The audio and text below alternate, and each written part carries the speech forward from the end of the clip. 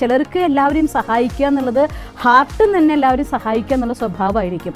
അത് നല്ല സ്വഭാവമാണ്. പക്ഷേ അതല്ലാതെ നമുക്ക് എപ്പോഴും തിരിച്ചറിയാം, നമ്മുടെ കയ്യിൽ നിന്ന് എന്തെങ്കിലും തെറ്റ് പറ്റുന്നു, നമുക്ക് ഫീൽ ചെയ്യുന്നുണ്ട്, ഓ ഞാൻ ഈ ചെയ്ത് ശരിയായിട്ടില്ല.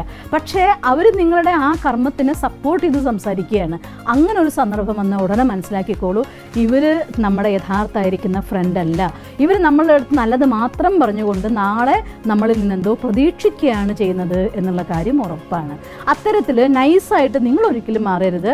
മറ്റുള്ളവരോട് കരുണ കാണിക്കുക, സ്നേഹിക്കുക എന്ന് വെച്ചാൽ അർത്ഥം സ്നേഹമുള്ളവരോടെ കരുണ കാണിക്കാൻ പറ്റുള്ളൂ, സ്നേഹമുള്ളവരെ തിരുത്താൻ പറ്റുള്ളൂ. സ്നേഹമുള്ളവർക്ക് എന്തെങ്കിലും മോശമായി സംഭവിക്കുമ്പോൾ സാഹചര്യം നോക്കാതെ അവരെ സഹായിക്കാൻ പറ്റുള്ളൂ.